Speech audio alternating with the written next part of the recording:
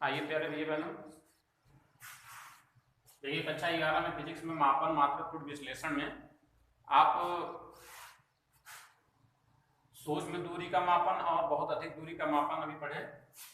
अब देखिए कुछ परिभाषाएं हैं इससे संबंध में, जैसे अल्पतमांक है, ये मापन में ही आता है। यथार्थता की सीमा जानते हैं, यथार्थता क्या है। इसके बाद त्रुटि, अगला टॉपिक है त्रुटि। त्रुटियों के प्रकार, दो प्रकार की त्रुटियां होती हैं, तो इसकी परिभाषा के बाद जान लेते हैं। अल्पतमांक होता क्या है? अल्पतमांक मतलब होता है कि सबसे छोटी शुद्धता पूर्वक नापी जाने वाली दूरी। देखिए यंत्र बहुत सारे होते हैं, उन बहुत सारे यंत्रों में से जिस भी यंत्र को ले लिया जाए, उस यंत्र के द्वारा कोई भी माप सबसे छोटी माप होगी, और वही छोटी माप जो उसके द्वारा ली जा सके उस यंत्र का अल्पतमांक कहलाएगा। सपोज कीजिए जैसे आप पटरी देखे हैं, स्केल, तो स्केल में जो पैमाना होता है सेंटीमीटर में डिवाइड रहता है, और सेंटीमीटर में 1 सेंटीमीटर में 10 खाने कटे होते हैं। अर्थात जो एक सबसे छोटा माप है स्केल में वो 1 मिलीमीटर है। इसका मतलब हुआ 1 मिलीमीटर से हम छोटी राशि पटरी से नहीं माप सकते हैं। तो पटरी का जो अल्पतमांक होगा वो कितना होगा? 1 मिलीमीटर हो जाएगा। तो 1 मिलीमीटर हो गया आपका पटरी का अल्पतमांक। ऐसे ही आप बाइक चलाते हैं, बाइक में देखिए तो मीटर बना होता है, और अगर मीटर आपका चल रहा है बाइक में, तो मीटर जब चलता है तो आप देखिए उसमें एक सफेद स्क्रॉल लगा होता है जो 1 से लेकर के 9 तक और फिर 0 अंक उसमें लिखे होते हैं, और उसके बगल में ब्लैक स्क्रॉल लगे होते हैं। तो ब्लैक स्क्रॉल से 1 अगर है, 2 बढ़ा तो 1 किलोमीटर चल लिए, 3 आ गया तो ब्लैक वाले में। लेकिन जो व्हाइट वाला होता है, तो व्हाइट वाले में 0 से 1 फिर 2, इसका मतलब हुआ 1 किलोमीटर में आपका वो सफेद स्क्रॉल 1 चक्कर लगा लेता है। 1 चक्कर का मतलब हुआ 0 से लेकर के 9 तक के अंक बढ़ जाएंगे, तो अर्थात 10 खाने, अर्थात 1 से 2 होने में 100 मीटर की दूरी अगर तय करेंगे, 100 मीटर, तब जाकर के आपका स्क्रॉल बार में सफेद का 1 से 2 आएगा, या 2 से 3 या 3 से 4 आएगा। 200 मीटर चलेंगे तो 200 मतलब कि हो गया 1 से 3 आ जाएगा, या 2 से 4 आ जाएगा। तो इसका मतलब हुआ जो आपका मीटर है गाड़ी में लगा हुआ, उससे आप कितनी छोटी से दूरी माप सकते हैं? 100 मीटर। 100 मीटर का मतलब हुआ कि आपका अगर अभी 1 है सफेद स्क्रॉल में, जब 1 आगे बढ़ जाएगा और यहाँ पर क्या आ जाएगा? 2 आ जाएगा, तब हम कहेंगे इन दोनों के बीच में कितनी दूरी चल रही है? 100 मीटर। तो यहाँ पर जो बाइक का मीटर लगा हुआ है उसका अगर हम कहें अल्पतमांक कितना होगा, तो आप क्या कहेंगे? 100 मीटर अल्पतमांक है। मतलब 100 मीटर से छोटी दूरी हम इससे नहीं माप सकते हैं। वर्नियर कैलिपर्स है, और क्या कहते हैं आपका पेज मापी है, स्क्रू गेज है, इन सब के अल्पतमांक 1 मिलीमीटर का 10वां भाग करते हैं, तब वर्नियर कैलिपर्स उसका माप बता सकता है। तो वर्नियर कैलिपर्स का अल्पतमांक कितना हो जाएगा? 1/10 मिलीमीटर, या कि 0.1 मिलीमीटर। पेज मापी या स्क्रू गेज का अल्पतमांक 0.01 होता है, 0.01 मिलीमीटर में। ये होता है आपका किसका? पेज मापी का अल्पतमांक। अगर हम यहाँ पे लिखना चाहें तो जो मीटर पैमाना है, मीटर पैमाने का अल्पतमांक कितना होता है? 1 मिलीमीटर। और जो आपका वर्नियर पैमाना है, वर्नियर का 0.1 मिलीमीटर। और ये आपका पेज मापी है, ये यंत्र है दूरी मापने के, पेज मापी का अल्पतमांक 0.01। तो इसका मतलब है कि मीटर पैमाने से 0.1 मिलीमीटर की दूरी नहीं मापी जा सकती, अर्थात 1 मिलीमीटर से कम दूरी हम उससे नहीं माप सकते हैं। तो मीटर अल्पतमांक क्या हो रही है? किसी यंत्र का अल्पतमांक वह छोटी से छोटी माप है जो उस यंत्र के द्वारा शुद्धता पूर्वक मापी जा सके। ये हो गया अल्पतमांक। अब अलग अलग यंत्र हैं तो उनके अलग अलग क्या होंगे भैया? अल्पतमांक होंगे। यथार्थता क्या होती है? यथार्थता मतलब कि एक्यूरेसी। किसी माप की यथार्थता वह मान है जो हमें यह बताती है कि किसी राशि का मापित मान उसके वास्तविक मान से कितना निकट है। यथार्थ का मतलब हो गया कि कोई कहते हैं नहीं कि यथार्थ में बताओ, सही बताओ क्या है, तो सही का मतलब ये हुआ कि हम किसी वास्तविक मान से कितना नजदीक हैं, तो यथार्थता होती है। जैसे मान लीजिए कि आपको मापना है, किसी मेज की लंबाई मापनी है, आपने प्रयोग किया क्या, मीटर पैमाना। तो मीटर पैमाने से जब आपने मापा किसी लंबाई, तो आपने तो पूछ के लिख दिया 2.5 मीटर, और एक ये 0.5 मतलब क्या है, सेंटीमीटर, और एक वैल्यू लिखी गई 2.55 मीटर। तो इसमें ज्यादा यथार्थ कौन है, ज्यादा यथार्थ है जो दशमलव के बाद में 2 अंक बता रहा है।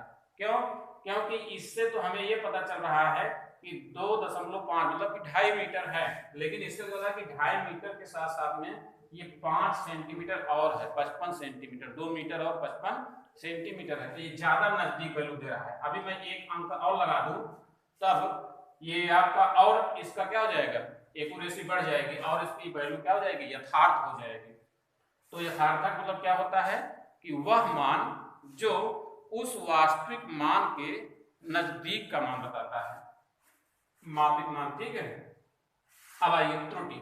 त्रुटि होती क्या है, वास्तव में त्रुटि क्या है, हम किसी वस्तु पर माप करें, माप जरूरी नहीं कि मैं बता रहा हूं कि सिर्फ लंबाई के अलावा भी आप किसी का द्रव्यमान माप सकते हैं, समय माप सकते हैं, कोई भी माप हो, राशि कोई भी हो, तो उसकी माप में त्रुटि का मतलब हुआ कि जो उसका वास्तविक मान है और जो प्रेक्षित मान है उसमें कुछ अंतर है। वास्तविक मान तथा प्रेक्षित मान में हुए अंतर को ही क्या कहते हैं, त्रुटि कहते हैं। जैसे हम बता दें कि एक मेज है, उसकी लंबाई 2.55 सेंटीमीटर मीटर में है, और कोई बालक को कह दे कि मापने के लिए, तो माप दे 2.54 मीटर, तो उसने 1 सेंटीमीटर का क्या किया, यहाँ पर त्रुटि की, कम त्रुटि की, मापने में कम या ज्यादा की त्रुटि, चाहे कम की त्रुटि हो या ज्यादा की त्रुटि हो, त्रुटि होगी। तो त्रुटि क्या है, त्रुटि है किसी भौतिक राशि के मापन में वास्तविक मान तथा प्रेक्षित मान के बीच का अंतर क्या कहलाता है, त्रुटि कहलाता है। अब त्रुटियां 2 प्रकार की होती हैं, क्रमबद्ध त्रुटियां और यादृच्छिक त्रुटियां, सिस्टमैटिक एरर और रैंडम एरर। सिस्टमैटिक एरर मतलब क्या है, क्रमबद्ध त्रुटियां। क्रमबद्ध का मतलब होता है कि जो लगातार आती रहे, ऐसी त्रुटि जो किसी भी प्रयोग में लगातार आती रहे, नियमित रूप से आती रहे, उसे कहते हैं क्या, क्रमबद्ध त्रुटियां। नियमित रूप से कैसे आएंगी, कोई एक माप कर रहे हैं, हम उसमें त्रुटि लगातार करते जा रहे हैं, तो इसका अर्थ ये हुआ कि जिस यंत्र से हम माप रहे हैं या तो उस यंत्र में ही त्रुटि हो, सपोज करो उसमें शून्यांक त्रुटि हो। शून्यांक त्रुटि का अर्थ होता है कि जो आपका पैमाना है वो शून्य से आगे या पीछे हो, ठीक है।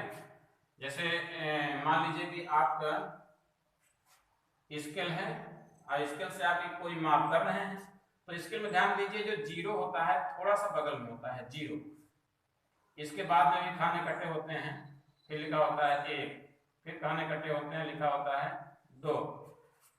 तो हम कोई माप कर रहे हो, हम यहां से स्टार्ट करते हैं माप, कोई लाइन हो ऐसी, 0 एक्चुअली में यहां पर है, जहां 0 है हमको इस लाइन पर 0 से स्टार्ट करना चाहिए ऐसे, तब जाके त्रुटि सही आएगी। अगर मैं इस यहां से किनारे से करूंगा तो स्केल में 0 के पहले भी थोड़ा सा स्पेस रहता है, खाली स्थान, तो अगर उसको भी माप कर लें उसमें तो सही लंबाई वो नहीं आएगी, ये त्रुटि बताएगा। तो त्रुटि में क्रमबद्ध त्रुटि, तो हम लगातार, हमको पता ही नहीं है कि हमको माप कहाँ से करनी है, 0 से करनी है या कि यहाँ किनारे से करनी है, तो ये लगातार त्रुटि आएगी। तो ये यंत्रगत त्रुटि नहीं है, ये है व्यक्तिगत त्रुटि। मतलब हम अगर माप कर रहे हैं या कोई छात्र माप कर रहा है तो उसकी व्यक्तिगत त्रुटि है कि उसको ये पता नहीं है कि हमें 0 से लेना है माप कि इस एकदम किनारे से लेना है, तो ये व्यक्तिगत त्रुटि हुई। यंत्रगत त्रुटि में जैसे मान लीजिए वर्नियर कैलिपर्स होता है, वर्नियर कैलिपर्स में 2 पैमाने होते हैं, एक होता है मीटर के मुक्त पैमाना, एक होता है वर्नियर पैमाना। तो वर्नियर पैमाने पर भी 0 10 भागों में बटे होते हैं वर्नियर पैमाने के अंदर, 0 से लेकर के 1 में 10 भाग कटे होते हैं। और ये तो पहला भाग जो शून्य होता है, ये शून्य अगर मुख्य पैमाने का शून्य एक दूसरे के सीध में नहीं है तो उसमें शून्यांक त्रुटि होती है, तो ये यंत्र में त्रुटि है। तो जो ऐसी त्रुटि जो किसी प्रयोग में नियमित रूप से आती रहे उसे क्रमबद्ध त्रुटि कहते हैं। ये त्रुटि कैसे, जैसे यंत्रगत त्रुटि, यंत्र में त्रुटि हो सकती है, प्रायोगिक त्रुटि, व्यक्तिगत त्रुटि।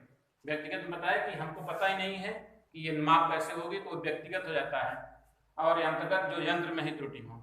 और प्रयोग करने में त्रुटि, विभिन्न बालक के प्रयोग में या उसे गलत समझाया गया है तो हमेशा वो क्या करता रहेगा, त्रुटि करता रहेगा, तो ये क्रमबद्ध त्रुटि है, ये सिस्टमैटिक एरर है जो हमेशा आती रहेगी। दूसरे प्रकार की त्रुटि है क्या, यादृच्छिक, रैंडम। रैंडम मतलब कि जैसे हम बीच बीच में कभी अगर हमें कहें, जैसे मान लो छात्र बैठे हैं, हम उनसे क्वेश्चन पूछना चाहें तो रोल नंबर 1 से स्टार्ट करें, 1 पहले खड़े हो जाओ, 2 खड़े हो जाओ, 3 खड़े हो जाओ, तो ये हो गया सिक्वेंशियल, मतलब कॉन्टिन्यूअस या सिस्टमैटिक हम पूछ रहे हैं। रैंडम का मतलब हुआ गया कि मैं कह दूं कि रोल नंबर 1 खड़े हो जाओ, रोल नंबर 15 खड़े हो जाओ, रोल नंबर 5 खड़े हो जाओ, रोल नंबर 22 खड़े हो जाओ, तो ये क्या है, रैंडम है। रैंडम मतलब कि कहीं से भी स्टार्ट हो जाए, तो ऐसी आकस्मिक त्रुटि कहलाती है। आकस्मिक मतलब कभी भी ये त्रुटि क्या हो सकती है, आ सकती है कहीं से। सामान्यतः यह त्रुटियां प्रेक्षक की लापरवाही या बाह्य वातावरण परिवर्तन के कारण होता है। प्रेक्षक की लापरवाही, कभी प्रेक्षक सही त्रुटि ले रहा है, कभी त्रुटि सही नहीं ले रहा है, तो प्रेक्षक जो प्रेक्षण ले रहा है उसकी लापरवाही की त्रुटि हो सकती है, या वातावरण में आंशिक परिवर्तन। मान लीजिए कि मैं यहां पर टेम्परेचर पर डिपेंडेंट कोई प्रयोग कर रहा हूं जो वातावरण पर टेम्परेचर पर डिपेंड है। जैसे मान लीजिए कि हम ध्वनि का वेग ज्ञान कर रहे हैं, तो अभी जो यहाँ का ताप है, इस समय का ताप जितना भी डिग्री सेल्सियस है, सपोज कीजिए कि अभी तापमान मान लीजिए 17 डिग्री सेंटीग्रेड है। 17 डिग्री सेंटीग्रेड पर हम वायु में ध्वनि की वेग ज्ञात कर रहे हैं, ध्वनि की चाल ज्ञात कर रहे हैं। तो जो भी चाल आएगी, क्योंकि ध्वनि की चाल ताप पर डिपेंड होती है, जैसे जैसे ताप बढ़ता है ध्वनि की चाल बढ़ती जाती है। तो और मान लीजिए कि कुछ समय बाद, मान लो कल हमने प्रेक्षण लिया तो ताप हो गया मान लो 25 डिग्री सेंटीग्रेड, गर्मी है थोड़ा सा, तो अगर 25 मतलब इससे गर्म हो गया थोड़ा तापमान, तो 25 डिग्री सेंटीग्रेड पर ध्वनि की चाल क्या हो जाएगी, बदल जाएगी, ध्वनि का वेग अंतर आएगा। तब ये कौन सी त्रुटि कहलाएगी, यादृच्छिक त्रुटि। क्यों, क्योंकि वातावरण में आंशिक परिवर्तन के कारण ध्वनि का वेग बदल रहा है। तो ये आपका त्रुटि है, क्रमबद्ध त्रुटि, यादृच्छिक त्रुटि। मैं इसका आपको पीडीएफ भी भेज दे रहा हूं ताकि छोटे अक्षर हैं, आप उन पीडीएफ को देख करके अपना नोट्स बना लें और इस वीडियो को देख करके आप इसको क्या करें, समझ सकें।